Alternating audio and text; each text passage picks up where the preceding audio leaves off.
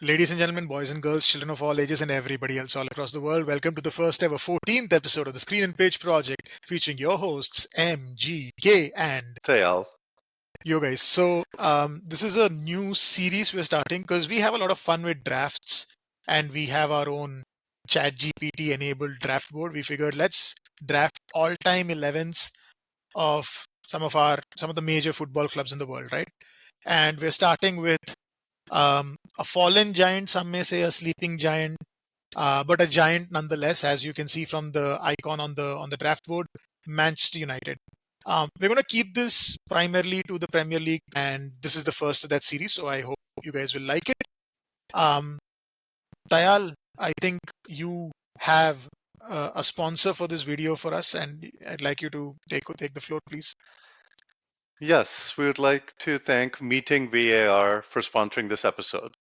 Tired of Mark dominating the meeting, of Sonia showing up 10 minutes late every single time, of Chris bringing up random action items at minute 29 making sure the meeting doesn't end on time. Introducing Meeting VAR, where you have people from above, our future AI overlords, reviewing each person's contribution. Yellow cards for derailing the topic, red cards for adding arbitrary deadlines. You finally have a neutral party evaluating every move. Is it worth if AI evaluating human behavior to shut Mark up in a meeting? We argue yes. Meeting VAR is not responsible for the actions of our future AI overlords. Thank you, Meeting VAR, for sponsoring this episode. Oh my God, this was awesome. Like when I understood the concept, I was just like, yes, I would love for this to be in some meetings that I'm in. I love coming. These fake ads is like one of my favorite things to Yeah, do. yeah, it's the best. But this one is a personal highlight. It's so personally relevant. I would love for I'm skeptical of AI, but this is one use that I fully approve of. All right, so Manchester United, the way it's going to work is we will, do rock, paper, scissors. The winner decides if they want to go first or second, and we draft an all-time Manchester United 11, including the manager, right?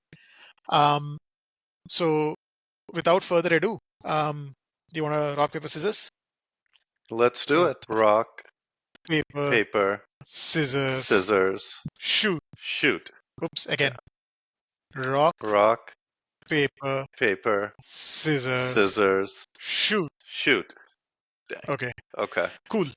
You get the choice of whether to go first or second in the Serpent Yeah, draft. you know what? I'm just going to go first because this is the most obvious, like, OP pick. The reason I wanted first pick was because the gap between this man and the second best Manchester United manager is so vast that I had to pick him. It's Sir Alex Ferguson.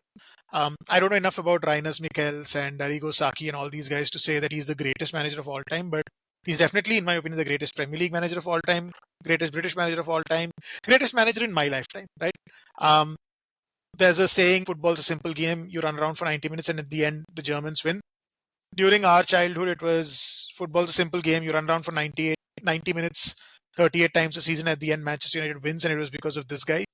He's the primary reason why all of us non-United fans are so happy to see Manchester United struggle nowadays, because we suffered so much at the hands of Sir Alex Ferguson, and the greatest compliment I can give him is that I was so happy when he retired. There was no, oh, we'll miss you. No, no, please retire. Thank you so much. Yes. Bye. And that's the greatest tribute I can pay him. That I was just so happy that he was gone. And for me, it was a no-brainer. Like, I had to pick him. Yeah. I mean, easy, I think, number one pick. I think the only club where you pick the manager first, just because there's such a gulf between the manager and all of the replacements. Even though the replacements did have some success at other places, they just never had success at Manchester United. And the combination of the pressure, the expectations year in and year out, the different types of teams that he managed across the eras from the 99 squad to the mid 2000s, where you still have a lot of premier talent, to the early 2010s, where like the talent had faded and yet they would just grind out results time after time. They would always be there at the end of the season, and you always felt that you're going to lose if Manchester United, led by Sir Alex Ferguson, was in the race. Has led to the creation of the most obnoxious fan base, in my opinion. But now, after I think a decade of having to become a little more humble, I'm almost feeling a little bad for them. But Sir Alex, easily, I think, with a team which has a lot of talent in almost all positions, was easily the biggest gulf between the best pick and the second best Yeah. pick. Um, for me, there were a couple of different directions to go with, but since I'm doing a snake draft, I think I'm just gonna go with the the combo that drove United in the mid 2000s.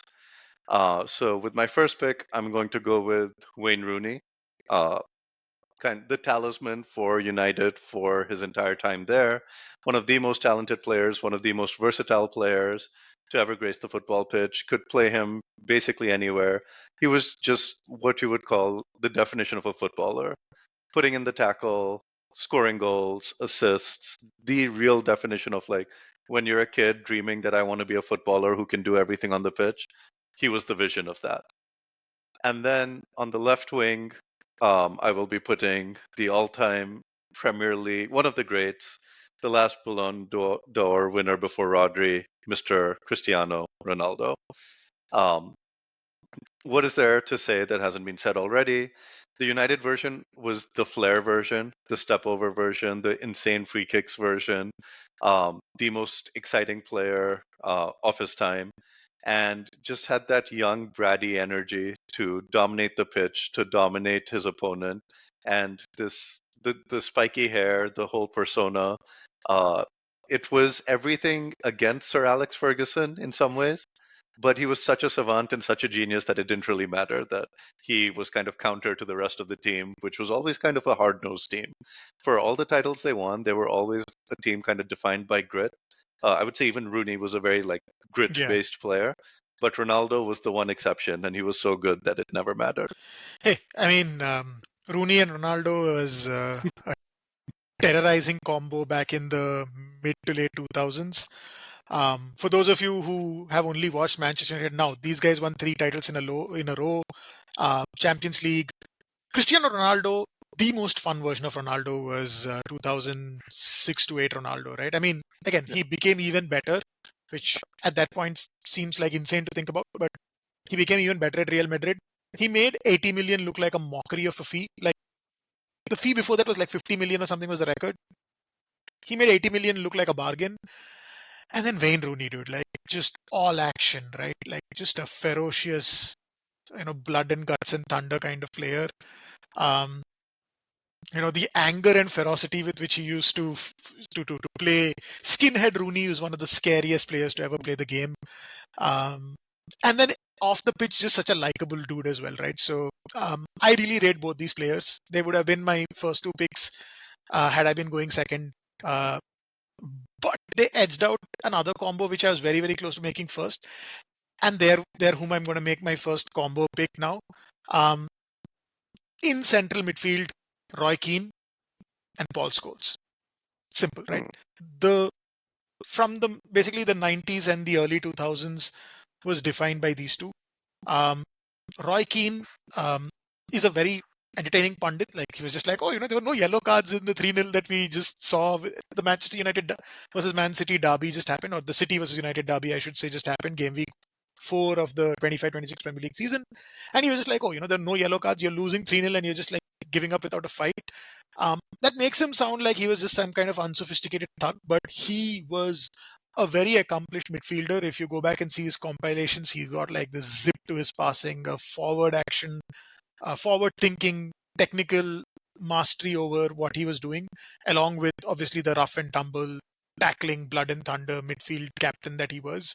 Um, and then Paul Scholes, to give you an idea of how good Paul Scholes was, Paul Scholes retired, came back out of retirement, and then won United another Premier League title, and then retired again.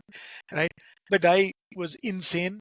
I think there's a quote, I don't know if it's true or not, where Ronaldo was like, oh, I thought about technique and skills, and then I saw Paul Scholes like drop basically the ball on a sixpence or hit like the same spot on a tree or something 6 times in a row, and I understood what technique or skill was. I don't know how true this is, but the fact is, you think that this might be true because it was Paul Scholes, right? The guy who had a Yeah. radar of a pass on him, um, had a bit of bite, was always a little late in the tackle, but that was fine. You wanted some of that because he left a bit in there, but he was the yin in some ways to Roy Keane's yang, in the sense that he would bring the technique and the passing. And again, like testament to Paul Scholes is like Xavi and Iniesta, the Spain midfield, like the greatest midfield of all time, said that Scholes was someone they studied at La Masia. These are plaudits that really just show how good he was. Insane shot, insane vision, insane, passing ability. So yeah, Roy Keane and Paul Scholes, and I'm very happy with that combo, I must say. Yeah, and I mean, great picks, and I think they proved it on the pitch about how good they are together as well. The other thing is both of them, I think, are at a position which, relatively for how good Manchester United was, they didn't have that Yeah, many absolute top tier yeah, midfielders. When you look at the attacking talent, there's like a plethora of options. You can really not really make any mistakes unless you pick someone completely random. Um, but when it comes to the midfield, especially like the heart of the midfield, it really was these two who were kind of head and shoulders above the rest. So I think definitely make like a very good strategic pick in a lot of yeah, ways as yeah, well. Um, for my next pick, I am going with Rio Ferdinand as the center back, kind of the spine of the defense. There were, I would say, a couple of center backs you can consider here, but Rio was the most consistent out of everyone. Incredible on the ball, great pace, kind of the linchpin of like turning things to attack as well. Rarely put a foot wrong. I think as a pundit, more questionable than he was on the pitch, but on the pitch, he really drove the early 2000s United teams. Really felt like it was a wall that you could never get through between him and his center back partner. Um, and to me, he's still kind of the spine of the defense. Uh, Always at the top of the all-time Premier League rankings. Just kind of a very consistent, solid center back.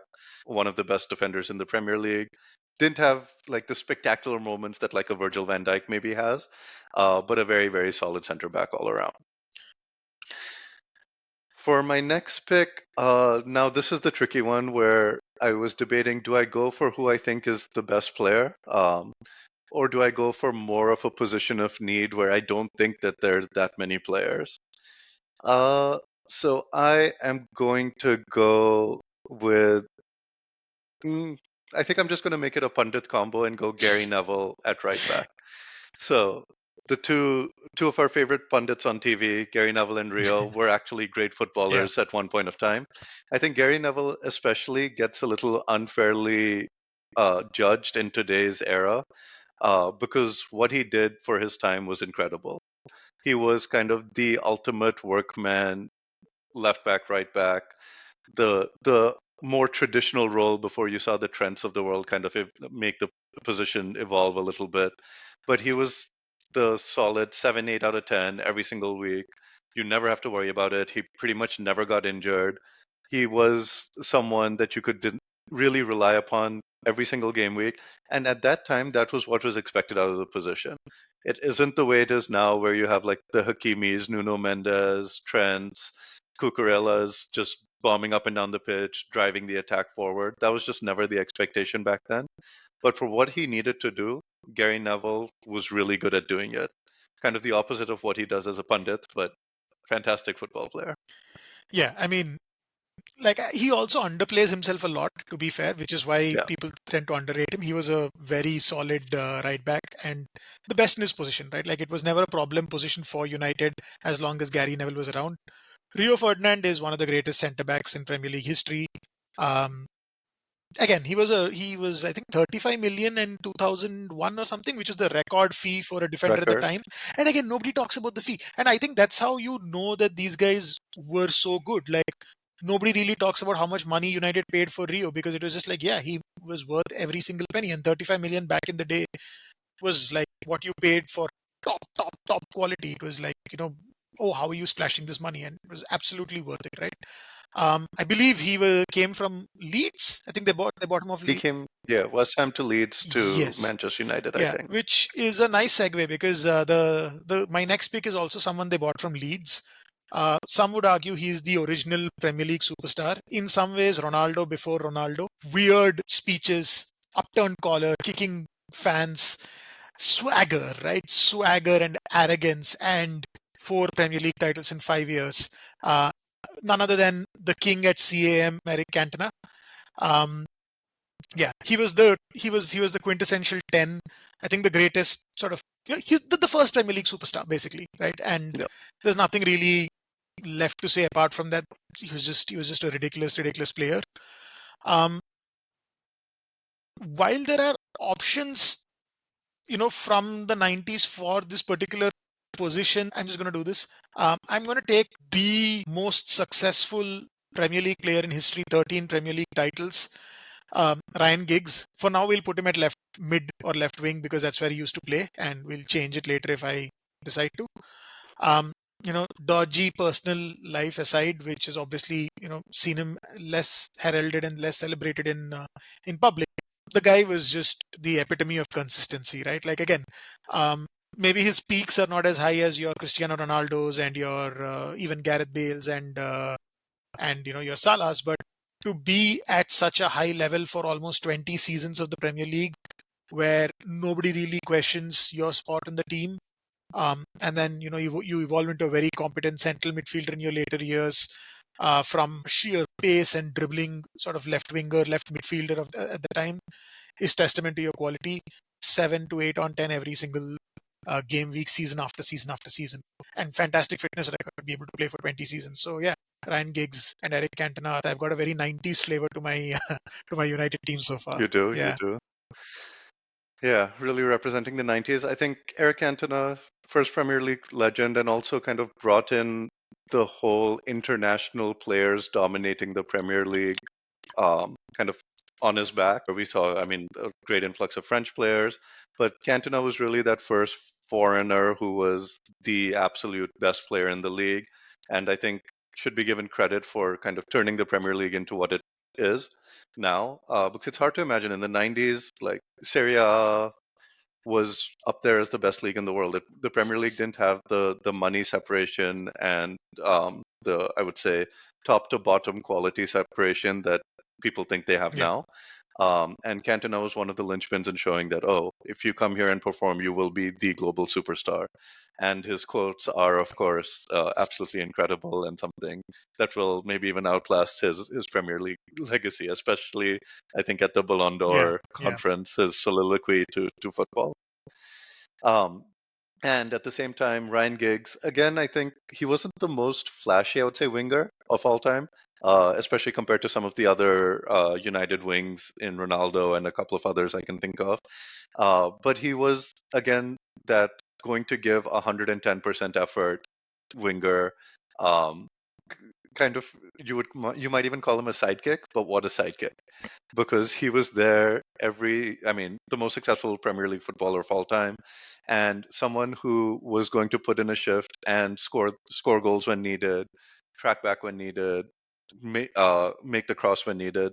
Again, just such a complete footballer, and I think that's kind of the theme of a lot of Fergie's players is you had a lot of like hardcore, I would say, ballers, like people who just want to win at every single piece of the football pitch. So I would say Giggs, Rooney, Gary Neville, Roy Keane, they're all kind of the players who just don't want to lose at any single piece of yeah, football, um, and always kind of maximize their output. Uh, for my next pick, I'm thinking about going in a few different directions. There are two options for striker. One who I personally like more, who I'm sure I think we probably think in a similar fashion, um, while another who just has great numbers. But here I'm going to go with uh, David Beckham. Just because of his versatility as well, because I do need a right wing and I do need a CM, and David Beckham can kind of play both. Uh, for all of the glitz and glamour, I think sometimes people ignore how hardworking David Beckham was and what an insane work rate he had as a footballer. Yes, he had the magical free kicks, he had the magical right foot, Bend It Like Beckham is an all time classic. Um, he was a big game player. You could count on him in big moments, but he also really put in a shift. He was someone who was willing to do all the dirty things, which was, I think, against some of his image. but just a complete footballer, left to Real Madrid, uh, similar to Ronaldo, kind of near his prime. But what a great servant of the club, and put in a lot more of a shift than I think people remember, and obviously could be counted on for so many magical moments throughout his career at United. For my next pick, now here again, I was thinking about going in a few different directions, but I'm going to go with my favorite of the strikers at United to watch, and that is Robin Van Persie. Yes, he doesn't have the same tenure as some of the others, but that one season was just absolutely magical. The volleys, the headers, the goals, just having the most complete striker that and finisher that I think the Premier League has seen, just from a finishing perspective, from right foot, left foot headers, volleys, poaching goals, just an absolute joy to watch. And it was, I think, a big, just combining both the on the pitch and off the pitch movement from Arsenal to United, and then coming out with that kind of season after all of the headlines, all of like the betrayal comments from the Arsenal fans, to really just come out and perform at that level was remarkable. And I just think he can do a bit more than the other striker options who can put up great numbers and were extremely impactful. But sometimes you just want the guy who can hit like a 30-yard volley, and that was Robin Van Persie. Yeah. I'll talk about Van Persie in a bit. David Beckham is probably the first sort of football global superstar of our time. Like in the 90s growing up, like I didn't know any footballer, but I knew David Beckham because that's just who he was. He was the global icon.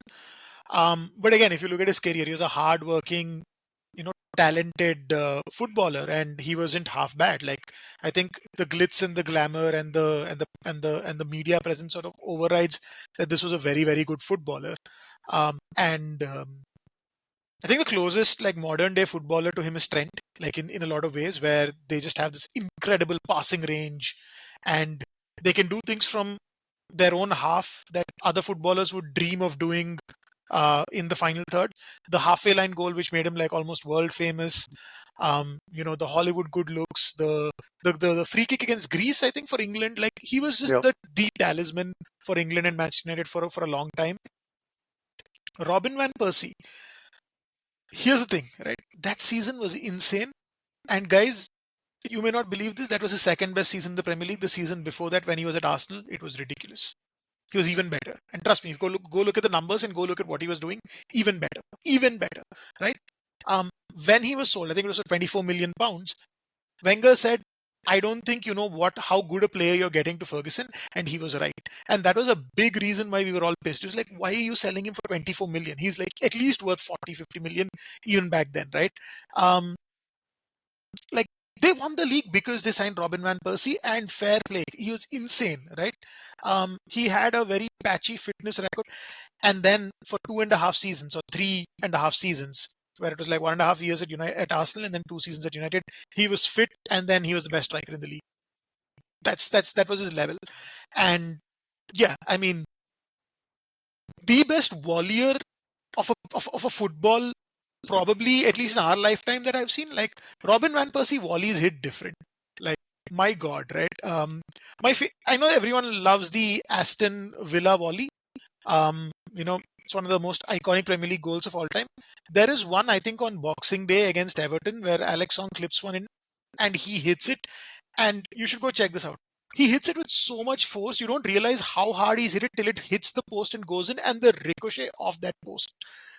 Robin van Persie hit the ball with so much venom. I think if you asked me to guess who's hit the woodwork the most times in Premier League history, I would say Robin van Persie. And every time he'd hit the woodwork, it would just like it wasn't like, oh, it's nicking it. It would rattle that goalpost. The man had some serious power in that left foot, and then over the years he developed his right foot as well. I remember the Robin van Persie of Arsenal. If he hadn't left for United, he would be one of my favorite Arsenal players. And like with as time passes, as I get older, I think I'm just gonna be. It'll be easier for me to appreciate just how good he was. Um, Man, like just elite player, right? I think the closest striker in modern times to him is Harry Kane in terms of just having that completeness where Harry Kane can play as a 9 and a 10. Robin Van Persie could do that. Right foot, left foot, heading. Um, yeah, just complete, right? Inevitable for those 3.5 seasons, right? Insane player. Um, yeah, phew, I think I'm just going to put this in because I can't think of anyone else for this position, and he's not someone who would maybe be in an all-time great Manchester United 11, but I just want to get it out of the way because if you fill this spot in, then I don't know whom to put here. In right wing, I'm just going to go with Nani. Basically, with Cristiano Ronaldo, United signed a young superstar from Sporting Lisbon, tricky, dribbly, speedy winger, and he turned into a world-class superstar. And they were like, "Oh, let's repeat the trick 3 years later with Nani." It didn't turn out bad. Like Nani was, in some ways, um, at least at back then, I thought he had the potential to possibly be just as good, if not better than Ronaldo, because he had the flair. I think he had arguably a little bit more flair than Ronaldo. Ronaldo was always a little bit more single-minded in terms of going towards goal, especially in his later years. Nani always sort of had the streets won't forget vibe about him, which obviously meant that he didn't have the same end product, but he had speed, he had dribbling, he had a great cross and shot on him, and he had this insane death-defying celebration as well. Um, so yeah, for my next pick, this is just because I like mine's a very 90s flavored United team so far, with the exception of Nani, and I just want to talk about players that I actively saw. Um, and this is a very, very great defender that I actively saw. So my centre back is going to be Nemanja Vidic. Um, so basically, the analog to Rio Ferdinand in England was John Terry, and his sort of ideal foil in Manchester United was Nemanja Vidic, who brought the steel to Rio's sort of silky touch. Hard hitting, would put his head where people hesitate to put their foot. I think he won Premier League Player of the Season or something in one of the title-winning campaigns that United had because he was just so good. Just gave everything to the cause, right? One of those guys whom you would sort of go to war with. Just someone who could basically defend a 1-0 lead like his life depended on it, and one of the best sort of pure defending defenders that you would have seen. Again, maybe in the modern game, people would say, oh, he needs to up his passing ability and stuff like that. I'm sure he would have if that was what the game needed back in his era. But he had just so many technicians around him that he didn't really need to. What he needed to do was stop goals from going in, and at his prime, he did that probably better than anyone else. And his prime was like coinciding with John Terry and Rio and all these great defenders, and he was up there. And you could make an argument for him to be the best defender at his peak in the league, which is again at that time kind of like a golden era for centre backs in the Premier League as well. So yeah. Oh yeah, I think two great picks. Vidic is actually the only defender to win Player of the Season twice. Won it both at 08, 09, 09, 010. And just the hard-nosed footballer, I would say like the classic defender in terms of being a brute to get through, like a wall, but also someone who's going to give his heart, his soul, his body to stop you from scoring. Definitely someone that any kind of becomes like the fan favorite because you can see that every single ounce of energy, effort, persistence is going to go on that football pitch. So easily, I think one of the greatest Premier League defenders. But I think because Rio was English, Rio got a little bit more of the spotlight than Vidic did. And Nani was iconic on the ball. I mean, everything he would try, the Elasticos, he's just so much fun to watch. Clear kind of streets won't forget kind of player. More of an inspiration, I think, to a lot of people coming up because it's just so fun to see what he could try and do. Sometimes seem to be more focused on beating the man rather than making the optimal decision. But hey, I mean, we watch football to be entertained, and Nani certainly knew how to do Yeah. that. Okay, for my next pick, and I'm not really sure what direction to go in, but I feel like I kind of have to take this player because uh, he is easily, I think, the third best defender on Manchester United. So I wasn't really sure who I would pick after him. So I'm going to go with my second center back, and that is Mr. Jaap Stam. So a little before my era, to be honest, did not watch him play as much as I've seen a lot of the other players, but he was like a giant on the pitch. So known for hard-nosed defending, kind of known for the first Fergie era. He was one of the linchpins at the back, regarded as one of the best defenders of all time, and kind of just so crucial for the first treble-winning team in 1999. Was the most expensive defender in history pre-Rio. So, and that was a laughable £10 million contract, which in today's era just seems kind of cute. But was one of the linchpins in the first Fergie era, and just took United to a whole different level. And then he was sold, so he didn't have as long of a career in at United, but an absolute, I think, Premier League legend for the 3 or 4 years that he was Yeah. there. Um, so that's my first pick. My second pick, even though I don't think you will go for this person, I'm just going for him so that I have that stability. The maybe now the second greatest Korean player of all time, maybe the first, Park Ji-sung. I think as much of a trailblazer as Eric Cantona was, but just for a different continent. He was the first Asian player to be on prime time night in and night out when he played for Manchester United. So seeing Park Ji-sung on the TV as a Korean legend, I finished high school in Korea, and just seeing the way that people there kind of worship what he did and really respect breaking down that boundary. I think he was the linchpin of like opening up Asian football as well to Europe, and one of the most hard-nosed players of all time. There's so many stories about Park Ji-sung, kind of similar to Conte, where you just knew that he would be everywhere on the pitch. You could give him any assignment, and he would follow it to the T. One of the regrets is not having him chase Messi around during one of the Champions League finals. But Park Ji-sung was one of the most, I think, solid midfield players and a trailblazer in his own way. And I think for my team currently, which has a bit of attacking talent, kind of the more solid midfielder who would put in a shift. So those are my two Yeah. picks. Yapstam, again, like before my time, I think he was at United for 3 years. But everyone Yeah, talks about him in such high regard. Like if you've seen like how Rio talks about him, how a lot of United legends talk about him, Roy Keane, Paul Scholes, they're all like, oh yeah, he was the best. Um, I think that's just testament to how highly he was rated and was here for like 3 years. But you know, just the fact that he's still in the conversation for all-time great Premier League centre backs is just testament to how high his peak was when he was here for those 3 seasons.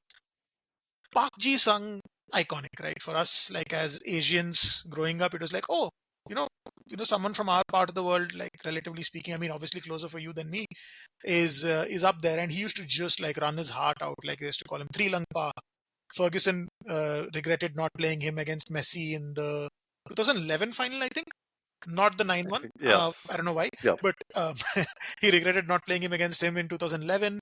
I read Pirlo's autobiography, and he was just like, this dude was on me everywhere. And I think one of the jokes he makes is, I expected him to be in my hotel room when I checked in that day. He would sacrifice himself for the United cause, and a big reason why they used to win big games.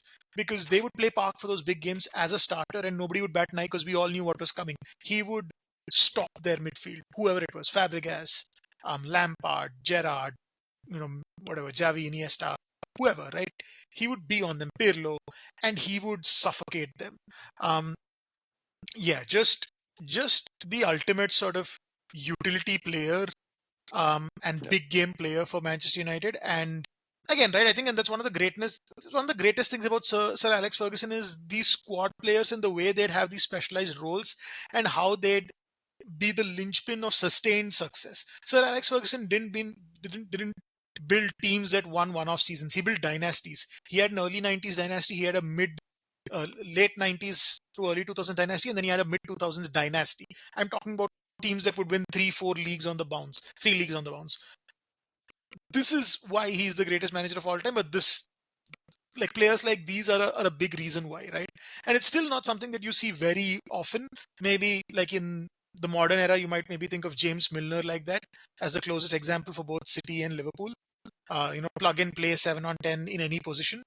But yeah, Park Ji-sung is an unsung hero for Manchester United. Okay, so I'm just going to fill out the right side of my defense first. So my other centre back is going to be um, Steve Bruce. We may know him as the guy who managed Newcastle for a while, but before that he was a hard-nosed defender for Manchester United, and he was named in the Premier League Team of the Decade in the 90s. Basically played for United from 1987 to 96. I have his Wikipedia open. That's how I know this. Um, Again, right, like hard-nosed centre back. It was between him and Gary Pallister, who got into more team of the seasons than Steve Bruce. But because I know Steve Bruce is a manager and I can at least point him out and be like, oh, that's Steve Bruce, let's put him in the team. Because like you showed me a picture of Gary Pallister, I wouldn't recognize him, right? So I was like, let's do this. Um, at right back, right? I sort of dilly-dallied between these two players for a while just because I wasn't really sure whom I could pick. Um, and then ultimately, I'm going to go for Antonio Valencia at right back, right? Um, he was signed, I think he was one of the number sevens after Ronaldo left. Gabriel Obertan, Bebe, Michael Owen, and then Antonio Valencia, who then I think took on a different shirt number. While he was signed as a winger, I think he used to play for Wigan, I think, as a very reliable, hardworking right winger. He evolved into an industrious, reliable, solid 7 on 10 right back for United, and was a starter in the last in the late Ferguson title winning teams, right? So I think he was basically the first choice right back when in the Van Persie season, for example. And just a solid, no nonsense 7 on 10 player, shirt tucked in, refused to use his right foot. Sorry, refused to use his left foot, but super hardworking, super reliable. You knew what you were getting with him, and you knew that you could rely on him to absolutely cover for that right wing. And yeah, just a really likable, humble sort of player, right? So I always had a soft spot for him. So yeah, he's my right back of choice. I think two very solid picks. Steve Bruce, a little before Our uh, time. my time. Yeah, our time. But always kind of talked about as a very reliable center back, did his job, but not the most heralded, but kind of someone who would just make no mistakes. Not the most spectacular, but just solid in his role. Antonio Valencia, I think, saw a lot of in the 2000s, was always kind of bombing up and down the pitch, putting in a shift, very reliable. Again, I think it's just hard to think about fullbacks pre the transition. I think that's a position that's probably changed the Yeah, most in the last 10, 15 years of football. But Valencia really did what you expected a fullback to do at the time. Um, which was be very solid defensively, sometimes help the attack, but not that often. No, none of these kind of modern overlapping runs, but really put in his shift and was always kind of a reliable part of some very very good teams. Um, for my next pick, so I am struggling a little bit with the right mid position, right wing position. Uh, there's a player I have a soft spot for, but I don't think his United tenure was quite good enough. Um, so I am going to move David Beckham from center mid to the right wing, so that he can bomb some beautiful crosses to Van Persie. And I'm going to pick who I think is I mean the best post Fergie Manchester United player, and put him here, and that's Bruno Fernandes. yeah, fair enough. Um, it feels weird to not have him in this draft because he is I think the only true world class player who's been performing consistently for Manchester United post Alex Ferguson. But he does play the same position as kind of some all time greats in Cantona, Wayne Rooney. So it is a bit tough to fit him in. But what a player, as obnoxious as he can be on the pitch with his diving. Just an absolute creative genius. Some of the one-touch passing, some of the flair that he has It's just something that is missing from the rest of the United squad. Bruno Fernandes is the player you love to hate. Whenever you're someone from the other team, you love rooting against him because you see him diving, you see him calling for fouls, you see him being obnoxious. But the reason you hate him is because you also know how good he is and how good he is on the ball, how good he is at finding those little angles, how he shows up everywhere on the pitch. Like you rarely see something happening and Bruno's not in the center of it, whether good or bad. He has some of the most uh, beautiful assists. He has incredible visions. A very annoying a penalty run up, which has become way too popular for my liking. But that kind of epitomizes Bruno as a player. He can be annoying, but my God, he is effective, and he has always been effective. And he feels like someone who's being a bit let down by the talent and managers around him, where he came to the Premier League under high expectations. This was the next big Portuguese transfer coming into Manchester United, coming from Sporting, just like Ronaldo did. And he has actually lived up to it in terms of performance, in my opinion, as much hate as he gets. It just is he's never had the squad around him to match his own abilities. Um, Here he's a little misfit as a core center mid. I would say probably maybe even Wayne Rooney can do that a little bit. But he is someone who you know is going to put his heart out on the pitch. You never ever question his effort, his will to win, and his kind of creative genius and ability on the pitch. So just in terms of raw talent, even though it doesn't fit my team perfectly, I felt like I had to go Bruno Fernandes here. Um, Now, going for my next pick, I think goalkeeper, there are three incredible Yeah. options that you can't really go wrong with. So feels like goalkeeper is a pick I can wait on. Uh, Manager, since you've already picked, and I can leave that as my last pick. So that really leaves left back for me. And for left back, I will go with the one who I saw the most, and that is Patrice Evra. I think again there are two solid picks here, but Patrice Evra was part of I think the iconic Ferguson side, and was again someone who was there for um, for multiple years in title winning teams. He also served as the captain for United, so that kind of shows you the importance that he has, as well as the trust that Ferguson had in him.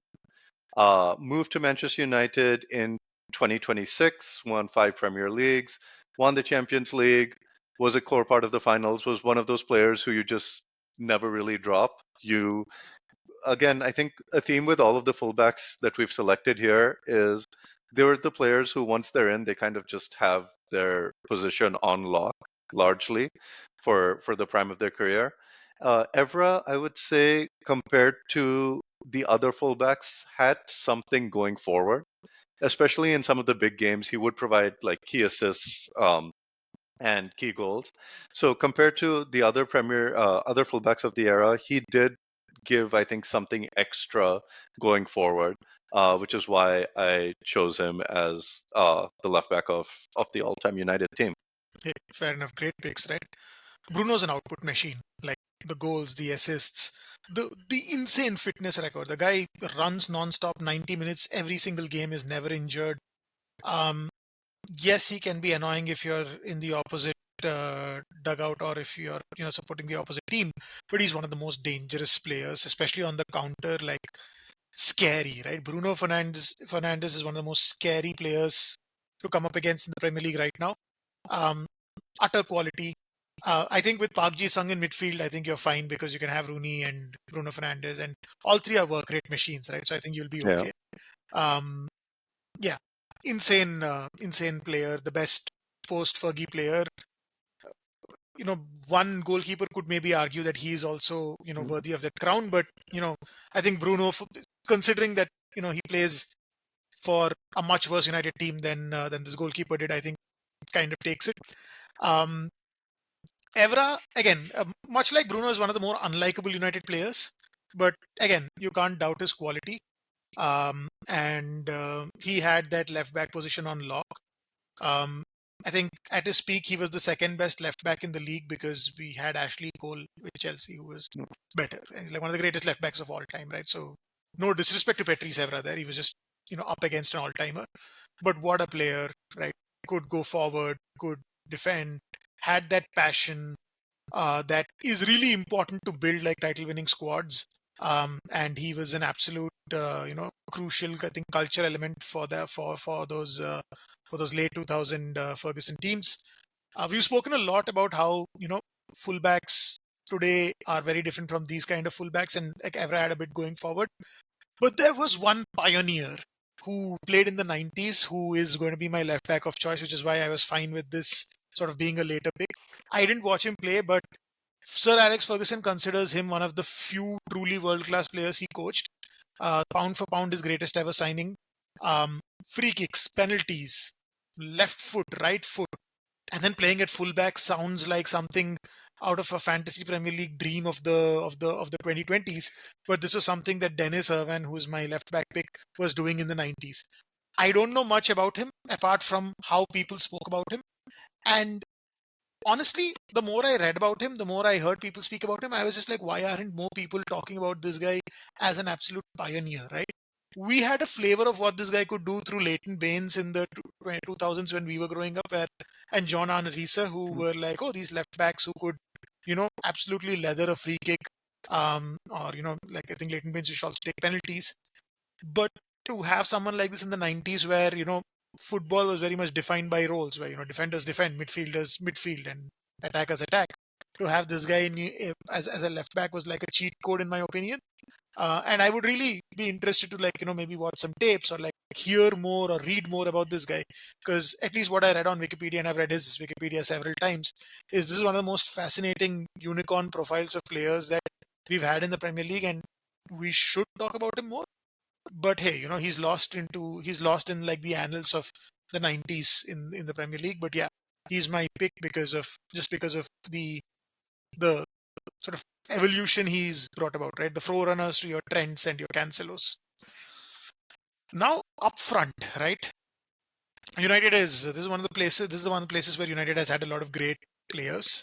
And I just really decided to just go with like keeping the team I have built so far in mind, right? So I think my contenders were Carlos Tevez, whom I absolutely loved, but is arguably known more for his time at City.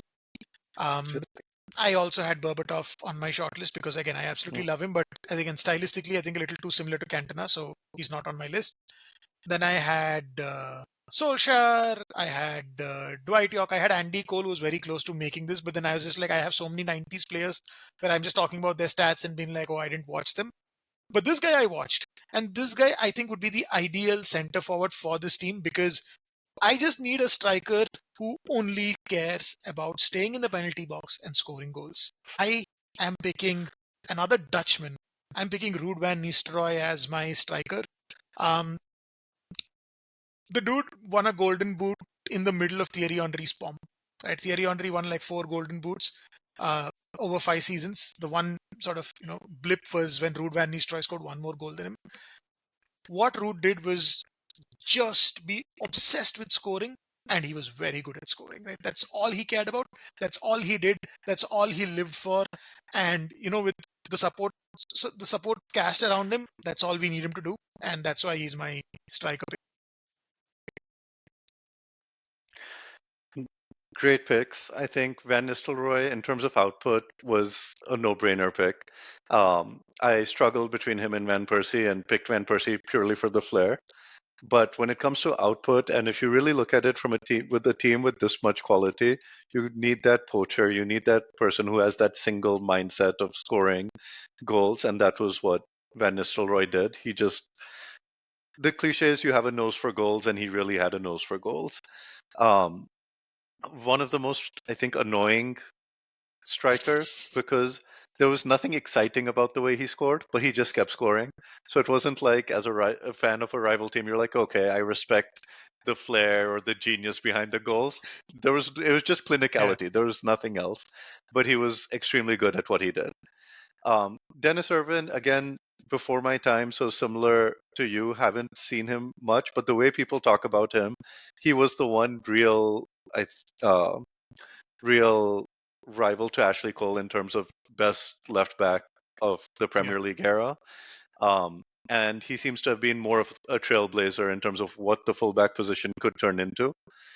Truly a world class talent, part of the early United teams that was the foundation of the Alex Ferguson dynasty, and someone who's talked about with so much respect, that you could see how he clearly made an impact on both his teammates and Sir Alex, because Sir Alex was never one to give praise wantonly.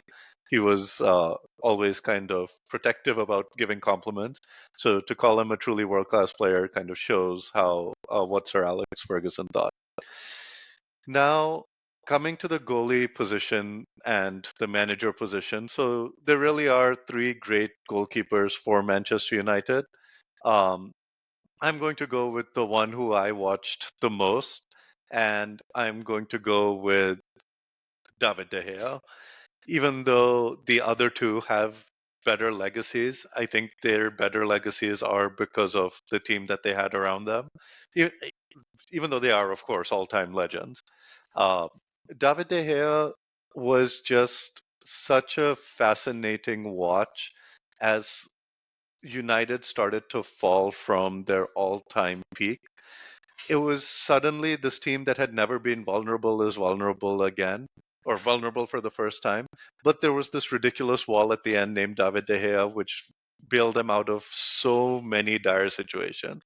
I think in terms of style points, I don't think a single goalkeeper I can think of has higher style points in terms of the saves that they make.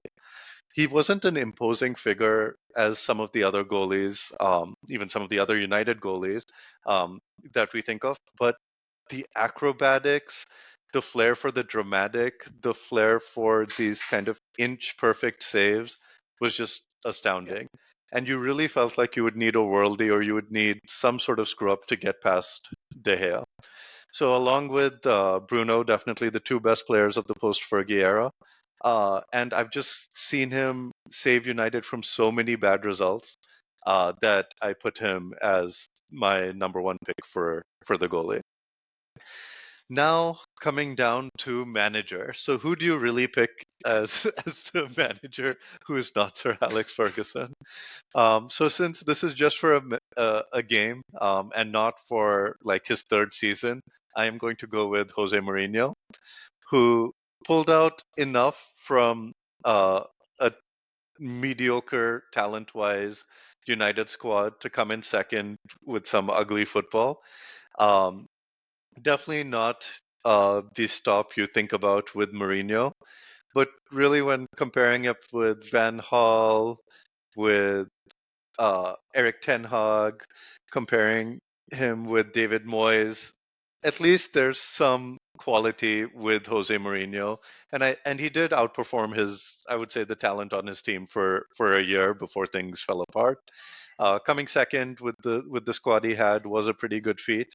He has the ability to really grind out results, um, and while his time at United is definitely not what you'll remember him for, I think he did better relative to the other managers I was considering, who were more abject failures. At least he had a season of not failure. Hey, I mean, I think it was between him and Ole. If I Jose Mourinho says that him finishing second with United is one of his bigger career achievements, which is saying something about how bad he thought the squad was. I think the fact that a lot of his statements from almost a decade ago, now people look back and say, "Oh yeah, like he was right. He was on the money. Like what's going on here?" is kind of a damning indictment of how much of at least the United that we grew up watching was because of Sir Alex Ferguson. But um, Jose Mourinho felt like the most fitting Manchester United manager after Sir Alex Ferguson. He felt like a Manchester United manager in his mold, where he had the arrogance, the personality, the ability to make people believe in him. I think they got him a little late. I think he wanted to succeed Sir Alex Ferguson like immediately after his retirement, and I think that would have been a great time because he was at Mm. the peak of his powers. He was just leaving Real Madrid. I think they missed a trick there. because then I think he went to sign on for Chelsea and he won the league with them, and then he came to United. I think the manager who, as non-United fans, we were the most fearful of when he came into power at Manchester United. We were like, okay, now they're probably going to be back. Um, and for a while, it looked like it would happen. And like as a non-United fan, I'm glad it didn't. Is all I can say. In terms of David De Gea, I've never felt so helpless about a goalkeeper's performances so consistently as this guy, right? I would be like watching United games like willing, like, yeah, let's collapse, collapse, collapse. You're going to lose badly. And this guy would just like refuse. And the fact that he was so scrawny and thin just made his saves look more spectacular. I remember when he was signed, and he was a Ferguson signing. He was like basically the successor to Van der Sar. And his first season or so, he was a little shaky. And Ferguson was like, no, this guy is going to be great. Just like watch, just give him some faith. And then he turned out to be insane. Like their goalkeeper for a decade, David De Gea was an insane goalkeeper and one of the craziest shot stoppers I've ever seen. And like just shifting momentums of games through sheer will of preventing goals happening, right? Just an insane player, right? Um, like even though he didn't taste the success of the other two contenders for the goalkeeper spot, like I don't knock this pick at all. Like I would have probably picked him over one of the others just because I had also seen him, and like I just felt helpless. I was just like I'd be tearing my hair out thinking that okay, like score, just score, like just let a goal in, man. Like what is going on with you? What is wrong with you? Right? The number of times you see a free kick or a great shot just like go in and then out of nowhere, David De Gea is just flying. Like outside of Manuel Neuer, it's hard to describe a goalkeeper as fun to watch, but David De Gea was fun to watch. It was hard not to root for him because he used to just pull out these underdog again backs against the wall performances for United time and again. Um, Jesus loves but Dave saves was a meme that went around, right? He would have been my goalkeeper pick just because of that, but because he's not, the guy I'm going to go for is Van der Sar. Again, just I watched more of Van der Sar than I did of Schmeichel. I think if you read and you see and you hear people talk about Schmeichel, you might say, oh, he was one of those like, crazy magnetic, uh, you know, forces of nature goalkeepers like your Oliver Kahns and so on. I didn't watch him as much as I did Van der Sar, who was kind of the opposite, right? The calming influence. Like he was this ice cold goalkeeper whom you could rely on to make great saves, decent with his feet for his time, from the Ajax school of goalkeeping. Was at Fulham for a while. I think I remember, like basically when I was introduced to Edwin van der Sar, he was at Fulham, and United went through a bunch of goalkeepers between Schmeichel and van der Sar. Barthez was, I think, the goalkeeper when I started watching football. Then they had Tim Howard, Roy Carroll, all these guys, and then van der Sar just came in and made that position his own. Him, Vidic, and Ferdinand have, I think, the record for the longest sort of. I think 1,200 minutes they went without conceding a goal in the Premier League, which is nuts. Just a great goalkeeper, but like kind of the opposite of De Gea in terms of just calm, cool, collected, steady rather than spectacular, but also again a function of the insane defensive unit that he was part of, right? I just have so many 90s players that I haven't really watched that I had to pick somebody that I did watch so that I could speak about him and what impression he left on me rather than, oh, I read his Wikipedia article and I went through YouTube and all that jazz, right? So, yeah. Yeah, Van der Sar definitely the 2000s teams was kind of the cool, calm presence at the back. Uh, Not the traditional fiery goalkeeper who looks like he's going to attack his defenders for not defending properly, but someone relatively more understated. He was, I think he came to United relatively later in his career, so it wasn't like he was an unproven goalie. But Van der Sar just had that kind of sense of security about him, where it's just like he's not going to mess up. He's probably not going to do something.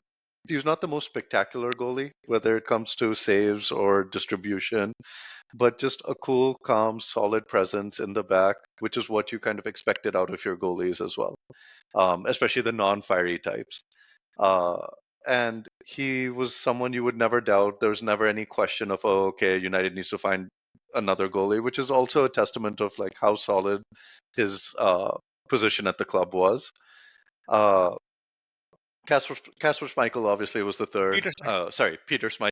was obviously the third, not his son, uh, to pick between the three, and you could go in any direction. Peter Schmeichel was more of like the classic screaming Oliver Kahn type. Looks like he's going to rip someone's head off. While Van der Sar, David De Gea, who we've picked, were more of, I would say, the cerebral, calmer goalkeepers. But definitely a position of strength for United, where you could easily pick between these three. Yeah. So yeah, those are our teams, guys. I think safe to say, I think the manager battle I win. I think, but otherwise across the pitch, I think there's otherwise like 50-50s, right? Because United just had so many great players. Um, like like we've missed out on Andy Cole, Michael Carrick, Yeah, Darren Fletcher, John O'Shea, the ultimate utility player. Like, um, yeah, yeah, Pallister again, not before our time, but still great player. The other Neville, Phil Neville. Yeah, yeah. No Phil Neville, no no Tevez. Tevez, no Berbatov. None of the modern players like Luke Shaw, who put in Dude, like a come so long years for United. No, I was on. joking. Yeah. But yeah, guys, that's our list. And if you guys, I mean, that's our draft. Let us know which team you think is better. Do rage in the comments about whom we've missed out. How can you not have X, Y, Z? How can you not have this? How can you not have that? Fair enough, right? We will be continuing this next episode with another team. But till then, signing off from the Screen Pitch Project.